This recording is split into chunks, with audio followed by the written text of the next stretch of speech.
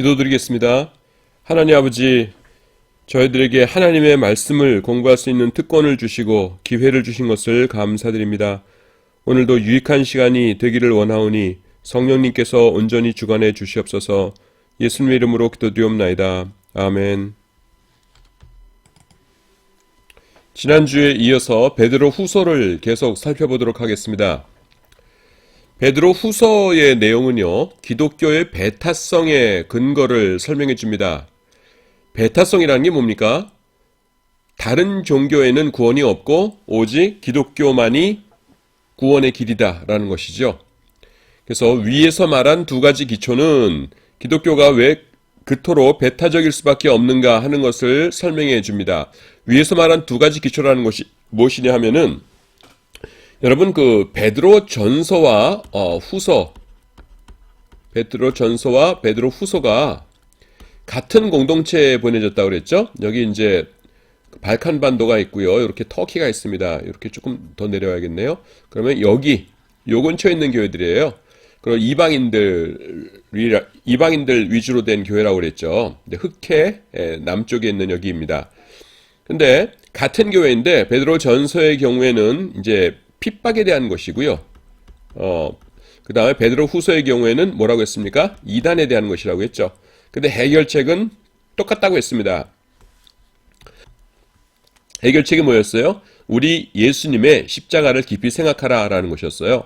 그래서 이단들을 판명하고 이 사람들 이단들을 판명하는 기준이 뭐냐면은 여기 나오는데요.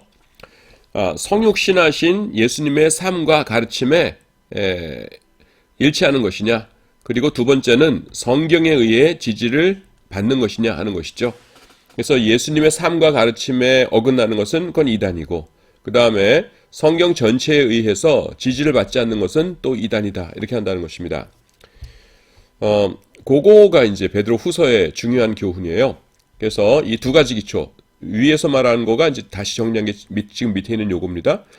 왜 기독교가 그토록 배타적일 수밖에 없는가 하는 것을 설명해 줍니다. 현대는요, 관용의 시대예요. 기독교가 이렇게 잘 전파되지 못하는 이유 중에 하나가 이 사회 풍조가 관용의 시대입니다. 그래서 포스트 모더니즘은요, 절대적인 진리, 절대적인 기준을 거부하고 모든 것들이 다만 상대적 가치만을 가지고 있다고 말합니다. 그런데 왜 기독교는 어떤 주장들에 대해서 그들을 이단이라고 부르면서 관용을 베푸지 않느냐 하면은, 기독교의 기초가 이 두 가지이기 때문입니다. 즉 성육신하신 예수님의 삶과 가르침, 그리고 성경에 의해서 지지를 받지 않는 것은 기독교의 교훈이 될 수 없다, 우리가 이렇게 주장하기 때문이죠. 이런 것들, 그러니까 예수님의 절대성을 주장하지 않는 어떤 것이 기독교에 섞여 들어올 때 그것은 더 이상 기독교가 아닙니다. 우리가 하나님을 섬기지만은 부처님을 믿는 사람은 부처님 섬겨서 천국 갈 수 있어요. 또 이렇게 요가를 열심히 해서 평생 수련하면 천국 갈 수 있어요. 이러면은 그건 기독교는 아니라는 것입니다. 하나님이 계신 곳이 있고, 그 다음에 하나님이 계신 천국이 있는데 죄인들은 못 가요. 이 죄의 문제를 해결해야만 갈 수 있습니다. 그런데 죄인이 천국에 갈 수 있는, 죄를 해결할 수 있는, 죄를 씻을 수 있는 유일한 길은 인간이 만든 것이 아니라 하나님이 주신 것이어야 돼요. 그 길이 뭡니까? 예수 그리스도이시죠. 그래서 예수 그리스도 이외에 다른 것을 하나님께 요구하면은 그것은 내가 제시한 방법이 아니다 하고 다 거절하시는 겁니다. 우리가 구원받아서 하나님께로 갈 수 있는 무의한 길은 예수 그리스도의 십자가밖에는 없습니다. 베드로 후서가 그것을 우리에게 강하게 교훈하고 있습니다. 베드로 후서의 저자를 살펴보도록 하겠습니다. 베드로 후서는 그 서두에서 그 저자가 예수 그리스도의 종과 사도인 시몬 베드로라고 밝히 말씀하고 있습니다. 그 다음에 이제 유다서와의 관계가 있는데요. 그 베드로 후서와 유다서는 그 안에서 사용된 예들만이 아니라 서신의 틀도 서로 비슷합니다. 그래서 유사한 주제들, 구절들을 예를 들면 다음과 같아요. 그러니까 거짓 선지자들에 대한 이야기, 범죄한 천사에 대한 이야기, 소돔과 고모라의 멸망에 대한 이야기, 또 천사와 비교하는 것 이야기 나오고, 발람의 길, 그 다음에 물 없는 샘과 같다. 그 다음에 사도의 말하는 것을 기억하라. 또 그 말세에 기롱하는 자들이 나올 것이다. 뭐 이런 8가지나 되는 그리 길지 않은 베드로 후서나 유다서나 그런 책에서 8가지나 되는 공통된 주제가 나옵니다. 그래서 그 학자들이 어떻게 생각하냐면은 둘 중에 하나예요. 그러니까 베드로 후서와 그 다음에 유다서가 있으면은 베드로 후서가 먼저고 그 다음에는 이것을 유다서에서 이제 인용했을 것이다. 아니면 유다서에서 베드로 후서가 인용했을 것이다. 아니면은 그 공통된 어떤 소스가 있어서 여기서 같이 가져왔을 것이다. 이 세 가지 가능성이 있는데 살펴보도록 하겠습니다. 베드로 후서와 유다서의 내용 자체를 가지고 한 편이 다른 한 편에 우선한다고 말하기는 대단히 어려워요. 워낙 비슷하기 때문에. 하지만 유다가 17절에서 이런 말을 해요. 사도들의 미리 한 말을 기억하라 라고 합니다. 그 다음에 기롱하는 자들에 대해 언급을 하는데요. 이거 굉장히 중요한 것이죠. 사도들이 미리 한 말을 기억하라 그러거든요. 그러니까 그 말이 앞에 있고 내가 쓰는 건 지금 시기적으로 그 다음이라는 거죠. 하지만 이건 역시 직접적으로 베드로 한 사람을 지목하기보다는요, 사도들이라고 복수를 말하고 있죠. 사도들이라고 말했으므로 베드로 후서라기보다는 사도들의 공통적인 전승을 가리킬 가능성이 더 높습니다. 그러나 그럴 경우에 왜 그런 일반적인 자료가 베드로 후서와 유다서에서만 발견되느냐 하는 문제에 부딪히게 됩니다. 필자가 볼 때는, 필자라는 게 저입니다. 필자가 볼 때는 유다서가 베드로 후서를 참조했을 가능성이 가장 높은 것 같습니다. 말로 쭉 설명했는데 아까처럼 도표로 또 설명하는 게 좋겠죠? 지금 3가지 가능성을 이야기했었습니다. 베드로 후서가 있고요. 그 다음에 유다서가 있어요. 그래서 베드로 후서가 먼저고 그 다음에 유다서에서 이걸 가져왔다. 그 다음에 반대로 유다서가 먼저고 베드로 후서에서 이걸 가져왔다. 그렇지 아니하다. 공통된 자료가 있어서 양쪽에서 다 가져왔다. 이렇게 말한다는 것입니다. 근데 여기 보시면은 사도들의 미리 한 말 그러죠. 그래서 그 베드로가 미리 한 말이라고 하지 않고 유다서에서 사도들이라는 거 보니까 어떤 사도들의 말을 기록해 놓은 공통적이 있지 않겠느냐 이렇게 본다는 것이죠. 그래서 이게 맞을 것 같지만은 근데 그럴 경우에 문제가 뭐냐면은 공통적인 거라면은 왜 둘만 사용하냐는 거죠. 딴 데서도 사용해야 될 거 아니에요. 이렇게 그 다른 서신에서도 이렇게 두루두루 발견돼야 되는데 이 주제에 대해서 이렇게 공통적으로 똑같이 나오는 것은 달랑 2개밖에 없거든요. 그러니까 유다가 사도들이라고 했지만은 사실은 베드로의 것을 가져다가 이제 자기 글에 썼을 가능성이 높다 이렇게 본다는 것입니다. 그래서 꼭 뭐 엄청나게 중요한 그런 문제는 아니지만은 우리가 합리적으로 판단해 볼 적에 그렇게 판단하는 것이 좋겠다라는 것입니다. 그 다음에는 이제 기록 연대, 베드로 후서가 언제 쓰였나 하는 것을 살펴보도록 하겠습니다.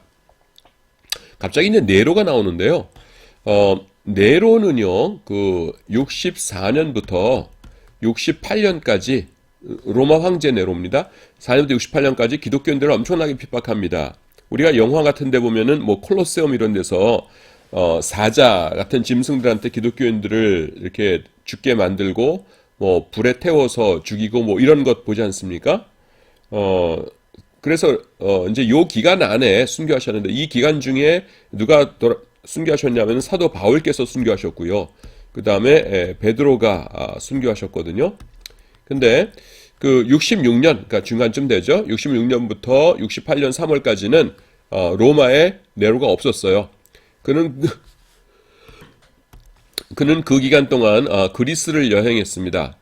요거 조금만 설명할게요. 그냥 뭐 중요한 건 아닌데 여러분들이 그러니까 재밌으라고 그냥 말씀드립니다.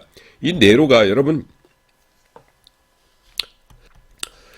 네로가 약간 좀 정상적인 사람이 아니라는 것은 그냥 아시죠. 근데 이 사람이 자기가 뭐를 잘한다고 생각했냐면은 이렇게 그 악기를 류투 같은 악기를 이제 그러니까 손하프죠. 이런 걸 튕기면서 시를 짓는 거를 굉장히 잘한다고 생각을 했어요. 이 네로가.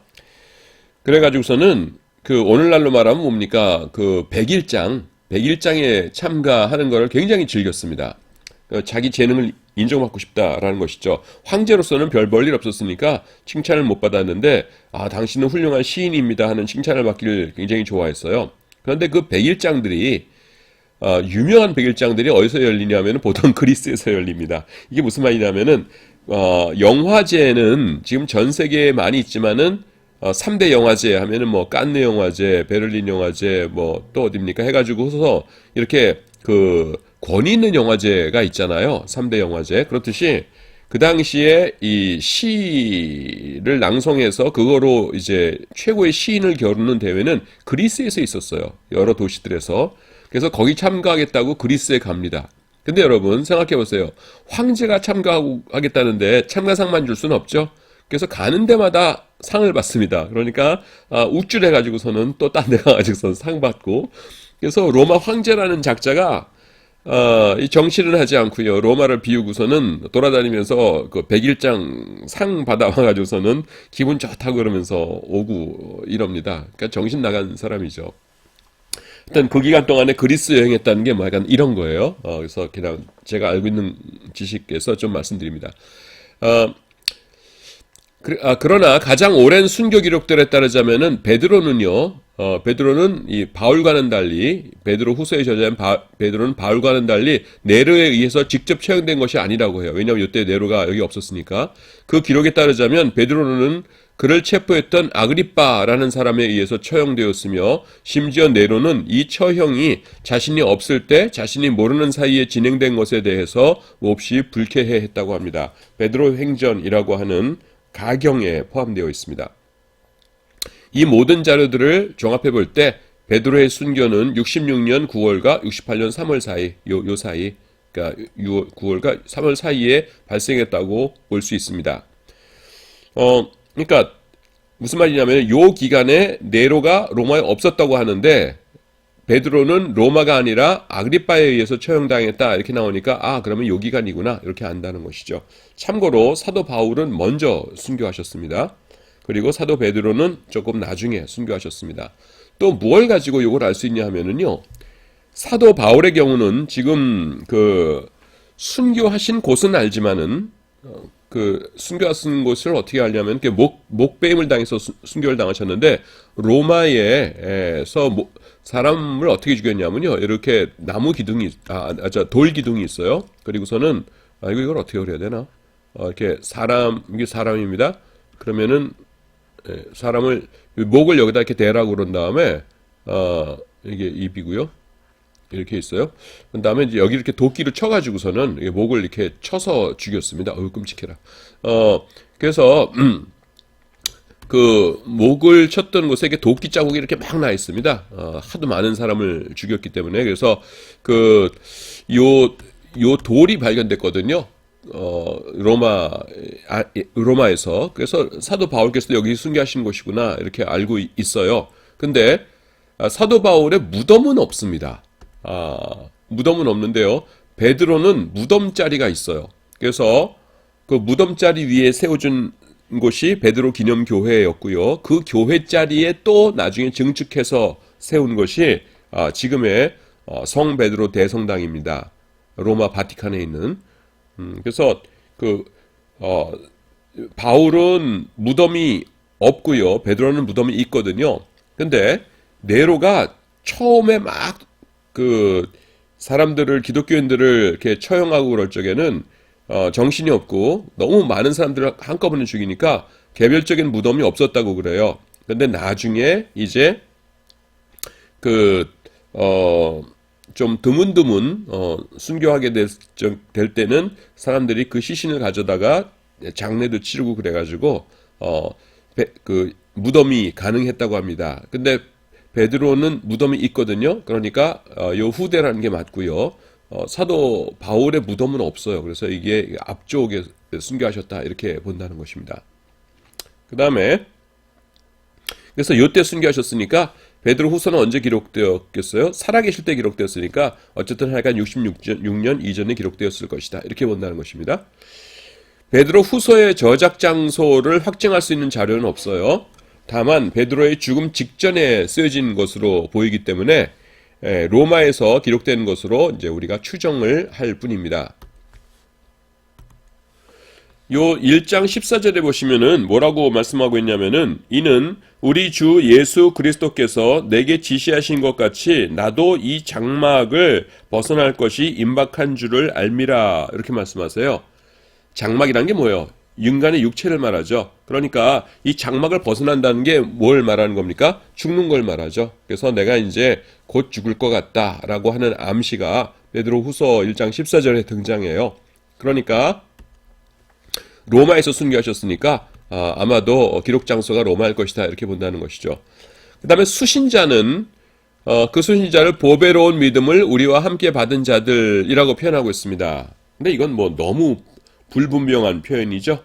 보배로운 믿음을 우리와 함께 받은 자들이라고 하면은 뭐 여러분과 저도 해당되잖아요. 근데 베드로후서 3장 1절에 보시면은 좀 더 좋은 힌트가 나옵니다. 뭐냐면은 사랑하는 자들아 내가 이제 이 모르려 둘째 편지를 너에게 쓰노니 이렇게 얘기해요. 그러니까 둘째 편지니까 첫째 편지는 뭐예요? 당연히 베드로 전서겠죠. 그래서 베드로 전서의 수신자와 동일할 가능성이 높습니다. 여러분 기억나십니까? 베드로 전서의 수신자는 어디였어요? 이렇게 터키가 있으면은 이 흑해 바다가 있고 흑해 바로 밑에 있는 그 도시들이라고 했죠. 그리고 유대인들이라고 했습니까? 이방인들이라고 했습니까?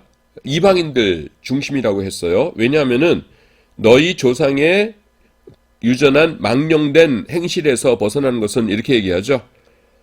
근데 율법을 지키면서 살았던 유대인들이 조상이었다면은 너희 조상들의 그 망령된 행실이라고 말하지는 않았겠죠. 하나님을 섬기기 위해서 지키던 율법이니까. 그래서 아마 그 흑해 남쪽에 있는 이 터키 북쪽에 있는 도시에 살고 있던 이방인들이었을 것이다. 혹은 이방인 중심의 교회였을 것이다. 이렇게 보는 것입니다. 자, 이제 베드로 후서를 마치고요. 그 다음에 다음으로 넘어가도록 하겠습니다.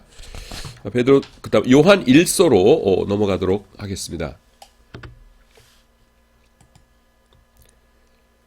요한 1서는 지금 여러분들 강의한 124쪽입니다. 124쪽.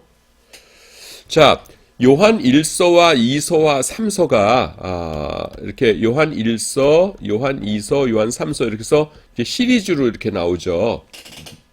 그런데 공동서신의 특징 중에 하나가 뭐라고 했습니까? 사도 바울의 서신이 아닌 것들이라고 했어요. 그래서 요한 1, 2, 3서에 저자는 누구라고 보냐면은 사도 요한입니다. 사도 요한. 그리고 공동서신의 특징 중에 또 하나가 뭐냐 하면은 왜 공동자를 붙이냐 하면은 그 어떤 특정한 사람한테 보내는 것이 아니라 그냥 일반적인 사람들한테 그냥 공동적으로 그냥 같이 보라고 보내는 편지다 해서 공동서신이라고 하거든요. 근데요, 요한 2서하고 3서는요, 수신자가 딱 정해져 있어요. 요한 2서는 택하심을 입은 부녀라고 해서 어떤 여성에게 보내는 것으로 되어 있고요. 요한 3서는 가이오라고 하는 어떤 지역의 교회 지도자에게 보내는 것으로 되어 있습니다. 이렇게 딱 정해져 있어요. 그래서 공동서신의 공통점에서 좀 벗어나거든요. 근데 이 둘이 왜 거기 공동서신에 올라가 있냐면은 요한 1서가 사도 요한이 쓴 게 확실하거든요. 왜냐하면 요한복음하고 너무 문체라든가 모든 것이 똑같아요. 그러니까 요한 1서는 확실히 요한이 쓴 거야. 이렇게 된다는 겁니다. 근데 요한 2서, 3서도 요한이 쓴 거니까 그러면 여기다 그냥 같이 집어넣자 이렇게 된 거라는 것이죠. 그래서 요한 2서와 3서는 공동서신의 특징들과는 조금 다른 책이지만은 그러나 요한 1서가 올라가는 김에 그냥 같이 포함되게 된 책이다. 이렇게 보시면은 쉽게 이해가 될 것입니다. 또 그것이 무엇을 설명해 주냐면은 요한 2서와 3서가 아주 초창기부터 사도 요한이 쓴 서신들로 인정을 받고 있었다라는 것을 우리에게 알려주고 있는 것입니다. 만약에 요한 2서와 3서가 누가 썼는지 분명하지 않고 이것이 사도 요한이 썼다는 것이 사람들에게 인정되지 않는 사실이었다면은 이 공동 서신에 요한 2, 3서가 포함될 이유가 별로 없었다는 것이죠.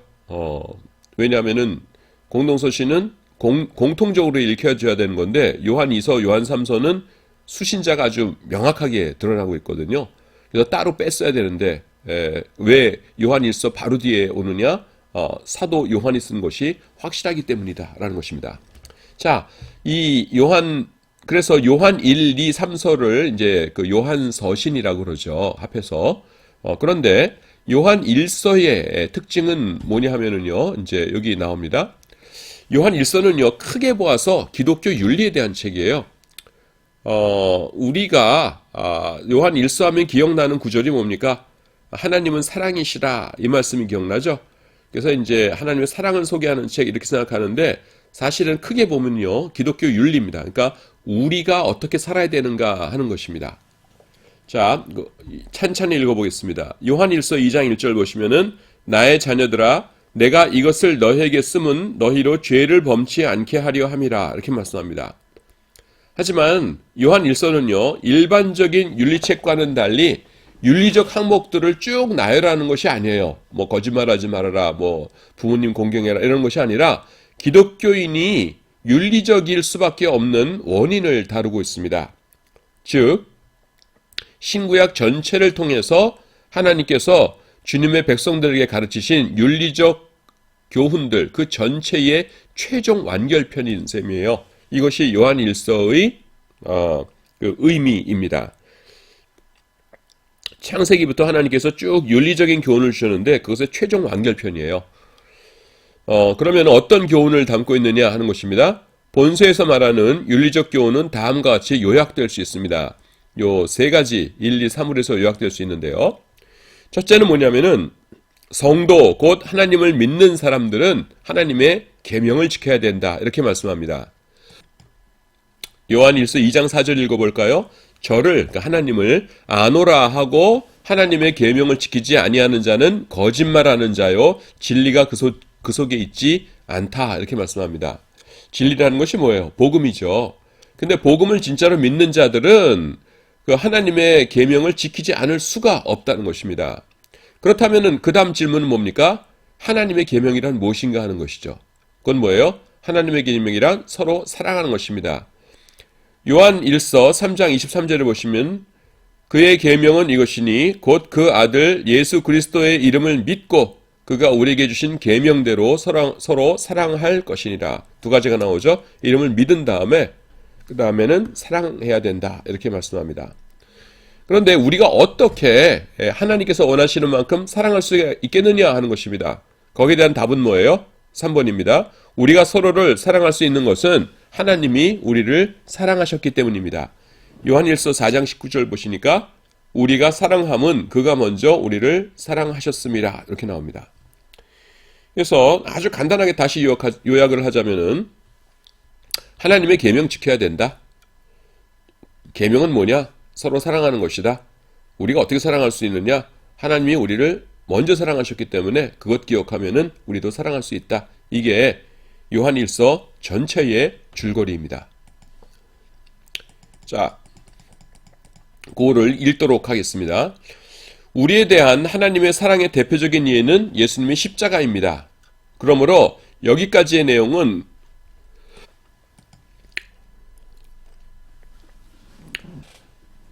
하나님이 십자가를 허락해 주실 만큼 우리를 사랑해 주셨다. 그러므로 우리도 하나님의 뜻대로 서로 사랑하자라고 요약할 수 있습니다.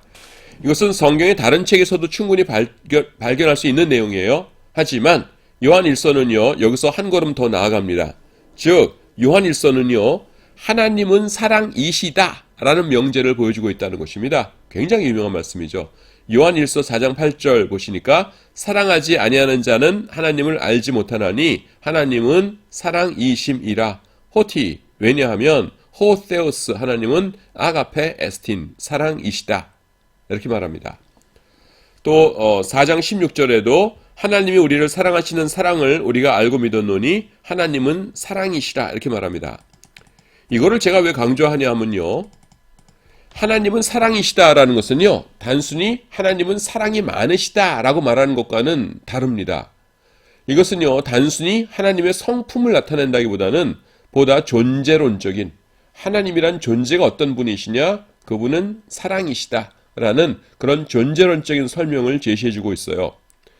물론 그렇다고 해서 사랑이 곧 하나님이다라거나 하나님의 본질은 사랑이고 정의 등의 나머지 속성들은 다만 사랑이라는 본질에 종속된 것들이라 라고 말하는 것은 너무 멀리 나가는 것이 될 것입니다. 하지만 하나님은 사랑이시다라는 명제는요, 분명 하나님의 존재 자체에 대해서 어떤 것을 말해주고 있어요. 이것이 워낙 중요한 것이기 때문에 제가 좀 자세하게 읽으면서 설명을 하도록 하겠습니다. 하나님은요, 우리가 다 이해할 수 없는 분이십니다. 그런데 하나님이 사랑이시라면은 그 사랑 역시 우리가 다 이해할 수 없는 것이 돼요. 그렇죠? 하나님은 우리가 이해할 수 없어요, 전부 다. 그런데 하나님은 사랑이시래요. 그러니까 하나님의 그 사랑, 그것은 우리가 다 이해할 수 없는 것입니다. 그러나 하나님께서 자신에 대해 계시를 주심으로 우리가 부족하게나마 하나님에 대해 지식을 알게 되었듯이 하나님께서는요, 하나님의 사랑이라는 것에 대해서도 계시를 주심을 통해서 우리가 그 일부를 알 수 있게 해주셨습니다. 이제 그 몇 가지 사항들을 살펴보기로 합니다. 첫 번째로, 하나님은 사랑이시라 라고 할 때 우리는 뭘 떠올려야 되냐면요, 삼위일체 하나님의 각 위격들 사이의 사랑을 떠올리게 됩니다. 성부, 성자, 성령, 삼위 하나님 사이의 사랑이라는 것입니다. 예수님은요, 마지막 날 대제사장의 기도를 드리시면서 이렇게 말씀하셨습니다. 요한복음 17장 전체의 별명이 대제사장의 기도예요. 24절에 보시면은 아버지여, 내게 주신 자도 나 있는 곳에 나와 함께 있어 아버지께서 창세전부터 나를 사랑하심으로 내게 주신 나의 영광을 저희로 보게 하시기를 원하옵나이다. 이렇게 말합니다. 나를 아버지께서 사랑하신 그 사랑, 창세전부터 그 사랑을 보여주시기를 원합니다. 이렇게 얘기합니다. 이게 뭐예요? 삼위일체 위격들 간의 성부, 성자, 성자 간의 사랑이죠. 여러분, 그 성부, 성자, 성령 사이의 사랑이라는 것이 얼마나 엄청난 것일까요? 그것은요, 상상만 해도 가슴이 벅찹니다. 그 사랑은 가장 완전하고요, 가장 친밀한 사랑일 것입니다. 그렇기 때문에 하나님이 사랑의 대상을 찾기 위해서 사람을 창조했다는 생각은 옳은 것이 아니에요. 어떤 분들 그런 분들이 있죠. 하나님께서 인간을 왜 창조하셨느냐? 하나님께서 외로우셨기 때문에 교제를 나누기 위해서 인간을 창조하셨다. 그렇게 얘기하는데 그건 아닙니다. 왜냐하면 하나님은요, 그 자족한 존재이세요. 그래서 인격적인 교제와 사랑에 있어서도 그러합니다. 천사들이 없었다고 해도 하나님은 고독 때문에 다른 존재를 창조하셔야 했던 그런 존재가 아닙니다. 하나님에게는 교제의 상대가 필요하며 그렇기 때문에 인간을 창조했는데 인간이 타락함으로 하나님에게 교제의 대상이 사라지게 되었고, 그렇게 되자 자신의 교제의 대상을 되찾아오기 위해서 하나님이 십자가를 지셨다라는 생각은 잘못된 것입니다. 십자가는요, 우리를 위한 하나님의 은혜일 뿐이에요. 안 주셔도 상관없는데 우리를 사랑하시기 때문에 주신 하나님의 은혜일 뿐입니다. 하나님께 어떤 아쉬운 것이 있기 때문에 우리에게 십자가를 주시는 것은 아니다라는 것입니다. 창세기는요, 하나님이 인간을 창조하시는 장면에서 하나님이 가라사대 우리의 형상을 따라 우리의 모양대로 우리가 사람을 만들고 라고 말씀합니다. 여기서 계속 우리라고 하죠. 나는요, 그러니까 접니다. 저 교수. 여기서 말하는 하나님의 형상의 가장 중요한 요소가 바로 사랑이라고 봅니다. 삼위일체 하나님 자체 내의 그 사랑 말입니다. 만약 여기서 말하는 형상이 사랑이 아니라 다른 속성이었다면은 우리라고 할 것이 아니라 그냥 단수형을 써서 나의 형상을 따라 나의 모양대로 사람을 만들고 라고 하셔도 충분했을 것입니다. 우리라고 하는 복수형을 사용하신 것은 삼위일체 하나님과의 간의 상호관계, 즉 사랑을 염두에 두신 것입니다. 그러므로 하나님의 형상대로 지음을 받은 사람은요, 홀로 거하는 존재가 아닙니다. 그는 다른 이들과 더불어서 거해야 합니다. 인간 역시 삼위일체 하나님과 마찬가지로 서로 사랑을 나누면서 살아야 한다는 것은 곧이어 창세기 2장 18절에도 분명히 나타납니다. 여호와 하나님이 가라사대 사람의 독초하는 것이 좋지 못하니 내가 그를 위하여 돕는 배필을 지으리라 하시니라, 이렇게 나오죠. 예. 그래서 우리는 서로 교제하면서 살도록 하시는 것이 하나님의 뜻이다라는 것을 기억해야 된다는 것입니다. 그 다음에 하나님은 사랑이시다라는 것에서 우리가 알 수 있는 굉장히 중요한 것이 나타나는데요. 그건 뭐냐면 사랑은 인격적인 것이에요. 그렇기 때문에 하나님은 사랑이시다라는 선언은요, 하나님의 인격성을 가장 잘 드러내줍니다. 하나님은 여러분, 사랑이라는 것은 인격적인 것이죠. 우리 집 냉장고가 텔레비전을 사랑해. 이거는 정신병자죠. 인격적인 존재만이 사랑할 수 있는 겁니다. 그런데 하나님이 사랑이시다라고 했으니까 3단 논법으로 어떻게 돼요? 하나님은 인격적인 존재라는 것입니다. 하나님은요, 우주의 창조주이십니다. 그러므로 우주의 기초는 사랑을 가진 인격자이시며 어떤 원리나 물질이 아니에요. 어떤 철학이나 이런 것 보면은 우주의 기초가 무엇이냐? 어떤 원리라고들 많이 얘기하죠. 오행합일설, 이런 원리 가지고 이야기를 하는데 기독교에서는 그런 설명을 거부합니다. 우주의 기초가 단순히 어떤 원리나 물질이라고 할 경우에 우리의 삶은 무참히 파괴되고 맙니다. 사람들은 우주 전체를 통일적으로 설명해 줄 수 있는 어떤 원리를 알아내려고 노력합니다. 이를테면 주역에서 주장하는 음양 오행설 이런 것들이죠. 하지만 만약 그것을 알아낸다 하더라도 도대체 무엇이 달라진단 말입니까? 그것이 우리가 대하는 수많은 인생의 물음들에 대해 대답을 제시해 주겠습니까? 우주의 기초가 단순히 어떤 물질이나 에너지라고 할 경우에도 마찬가지예요. 인간은요, 인생의 무의미를 견딜 수 없게 될 것입니다. 우리는 주위에서 우주의 기초를 어떤 원리 혹은 물질이라고 믿고 있는 사람들을 발견합니다.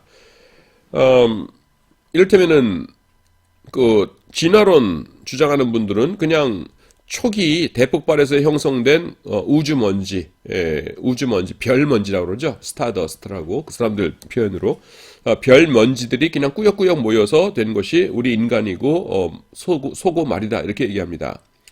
그런데 문제는요, 그런 사람들은 한편으로는 그것을 믿으면서도 다른 한편으로는요, 그 확신에 기초하여 일상적인 삶을 살아갈 수가 없다는 것입니다. 세상 모든 것은 상대적일 뿐이며 선과 악의 구별은 다만 인위적인 것에 불과하다라고 말하는 사람들이 있어요. 포스트 모던 좋아하는 사람들. 그런 사람들도 그들의 자질구레한 일상생활은요, 선악에 대한 수많은 판단들에 기초하여 이루어가고 있습니다. 또 세상이 단지 수소가스에서 진화한 유기물과 무기물들의 집합이라고 보는 이게 뭐예요? 진화론이죠.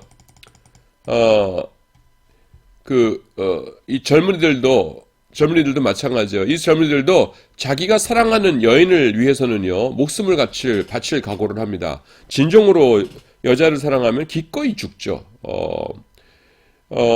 근데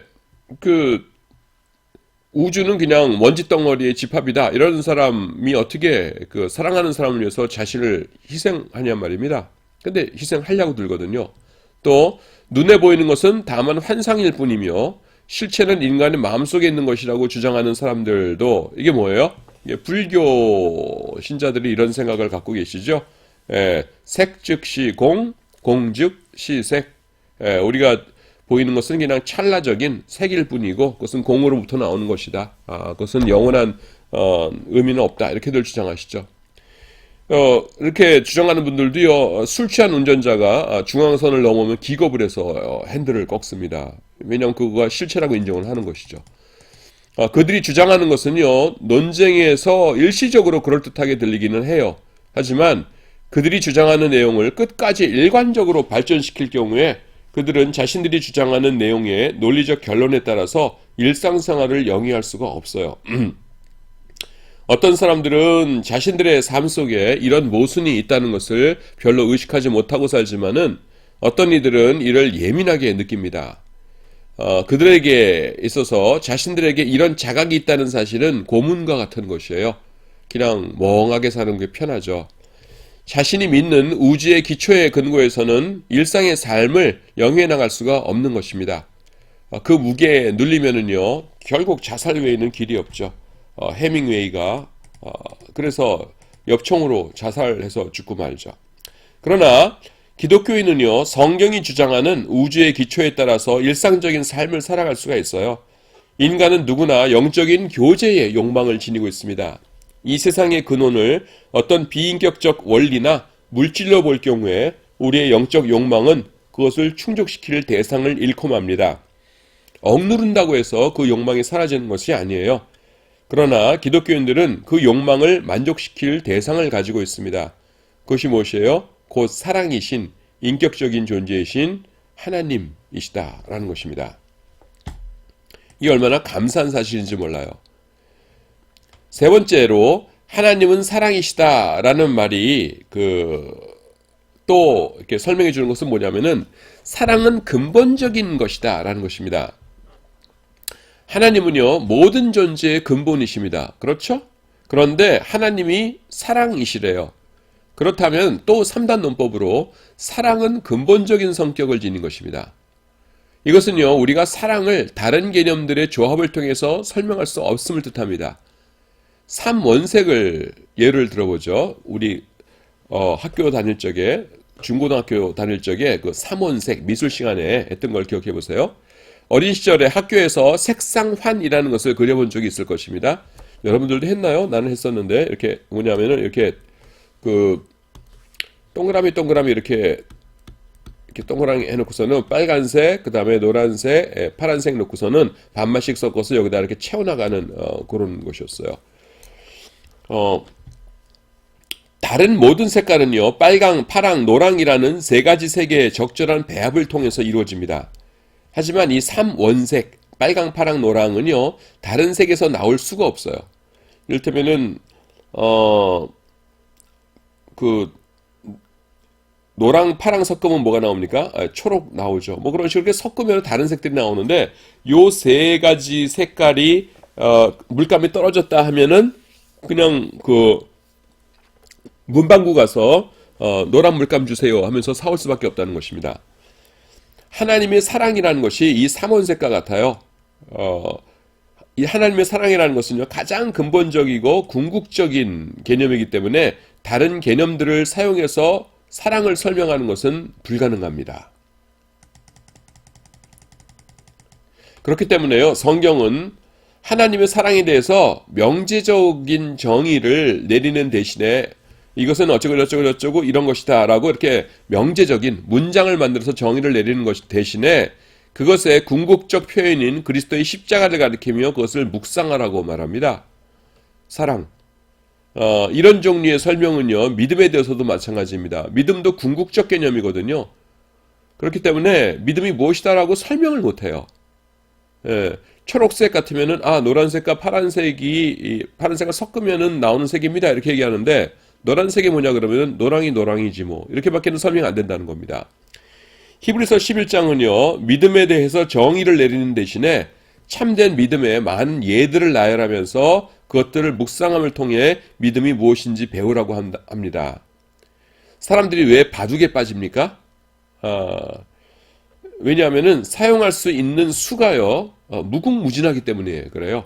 쉽게 그 바닥이 드러나는 것은 재미가 없어요. 테트리스 게임이 아무리 재밌다 하더라도 그것을 20년 동안 계속 해온 사람은 없어요. 처음에 한 1년 하다 보면은 자기가 할 수 있는 그 실력에 바닥에 금방 드러나죠. 그래서 그 다음부터 안 합니다. 다른 게임으로 옮겨가죠. 하지만 바둑은 어때요? 평생 하죠. 왜냐하면은 그 수가 무궁무진하기 때문에 그렇습니다. 쉽게 그 바닥이 드러나는 것은 재미가 없어요. 하나님의 사랑은요, 이 바둑보다도 더 무한합니다. 평생을 배우고 묵상해도 다 알 수가 없어요. 계속 새로운 차원이 나타납니다. 그것을 사모하여 배우기로 입문하는 우리 같은 자들에게 절대로 실망을 주지 않습니다.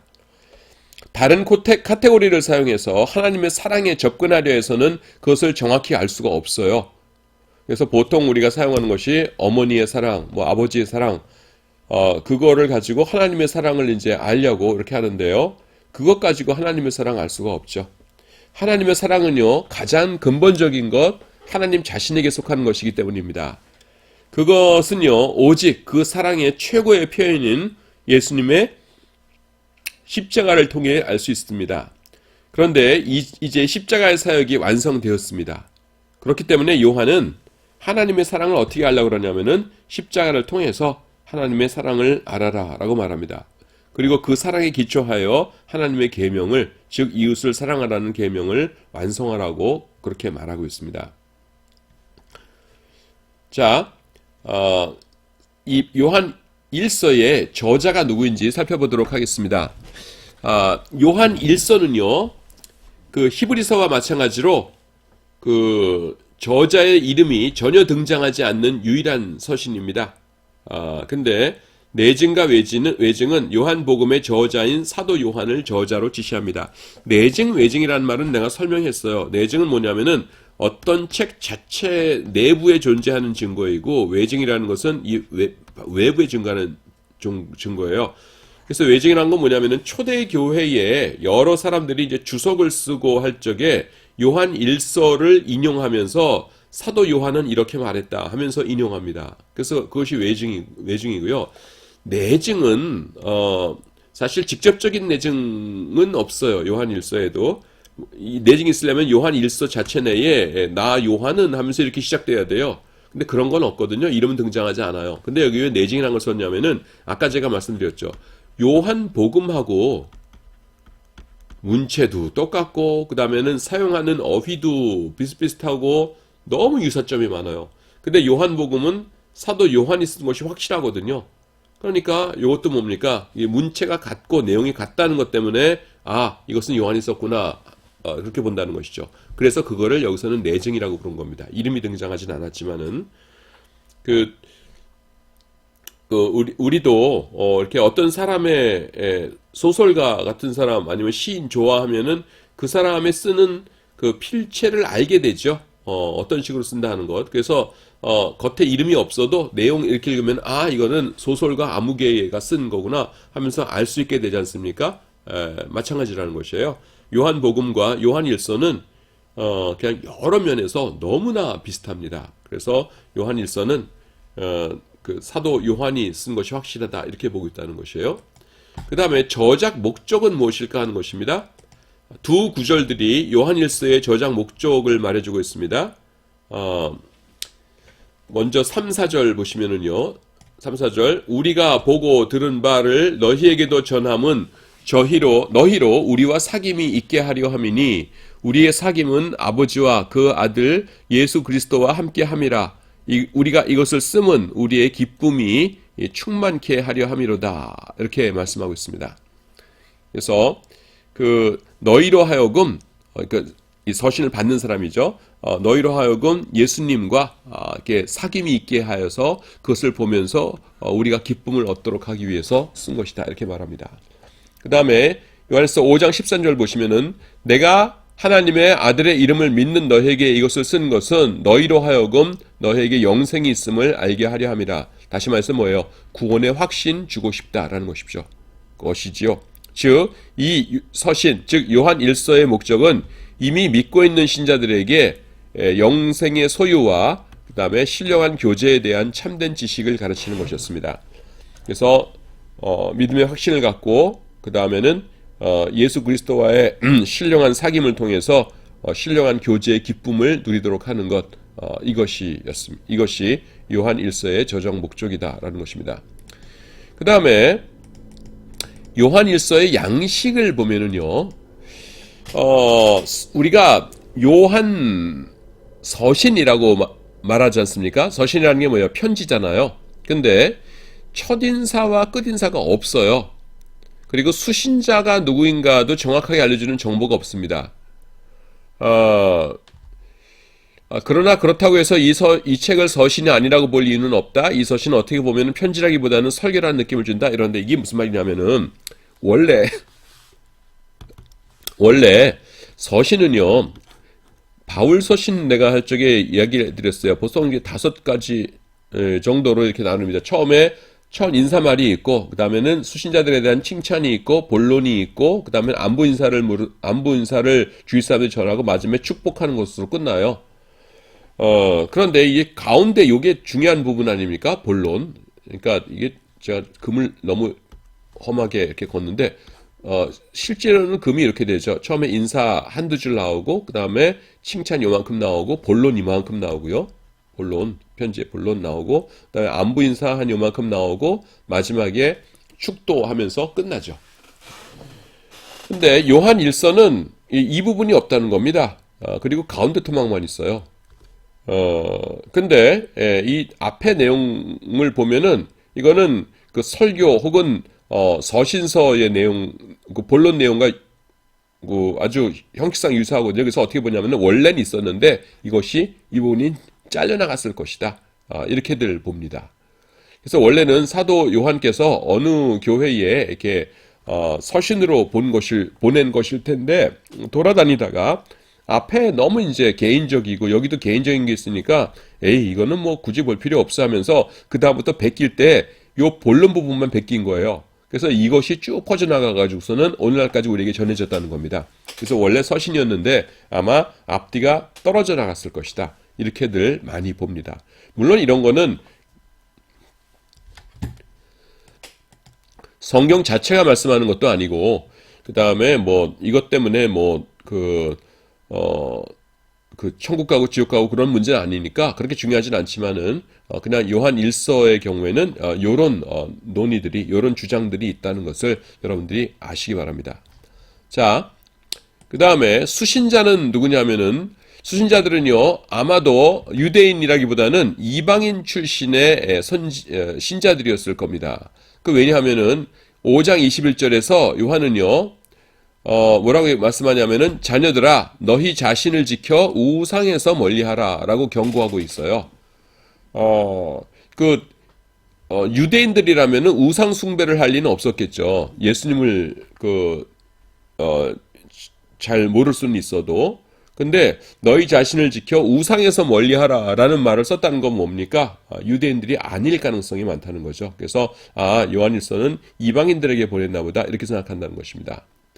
또 그들은 팔레스타인 외부에서 살고 있던 자들이었을 것입니다. 우리가 그렇게 이제 추측을 합니다. 그 다음에 저작 연대를 보면은요, 본서의 저작 연대는 영지주의가 완전히 발전하지는 않았지만 수면 위로 떠올랐던 시기였을 것이다.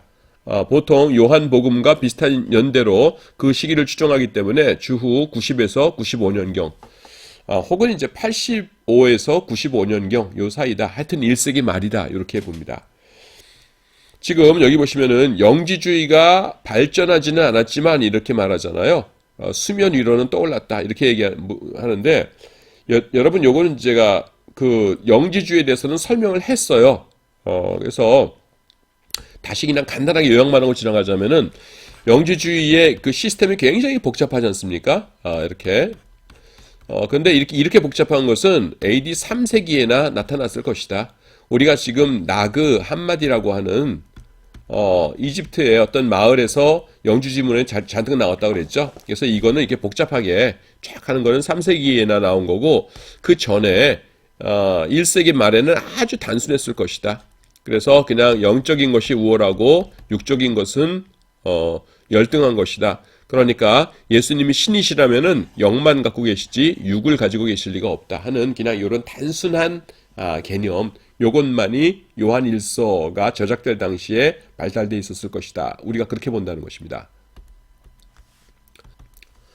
자, 그 다음에 나타나는 문제가 뭐냐면 이제 죄와 무죄성이라는 것이에요. 요게 요한일서 가운데서 이제 논란이 제일 많이 되는 그런 것입니다. 이게 뭐냐 하면은 이제 구절이 3개인데요. 요한일서 3장 6절, 3장 9절, 5장 18절인데 그 안에 거하는 자마다 범죄하지 아니하나니 범죄하는 자마다 그를 보지도 못하였고 알지도 못하였느니라. 범죄하지 않는데요. 하나님께로 난 자마자 죄를 범치 아니하나니 이렇게 말씀합니다. 그 다음에 5장 보니까 하나님께로 난 자마자 범죄하지 아니하는 줄을 우리가 아노라 이렇게 나와요. 그래서 결론은 뭐냐면은 하나님을 알고 예수님을 믿는 사람은 죄를 안 짓는데요. 근데 여러분 생각해 보세요. 여러분 죄 안 져요? 우리 다 죄 짓잖아요. 근데 나는 죄를 져요. 그러니까 결론은 뭐예요? 나는 하나님의 자녀가 아니다. 고로 지옥 갈 것이다. 이렇게 되거든요. 근데 우리가 알기로 범죄하지 않지도 않고 범죄한다 해도 우리가 곧장 지옥 가게 되는 건 아니거든요. 끝까지 회개 안 한다면 모를까? 그래서 도대체 이 말씀이 뭐냐 하는 것입니다. 이건 조금 설명을 해야 될 것 같아요. 그래서 시간이 되었기 때문에 다음 시간에 설명하도록 하겠습니다.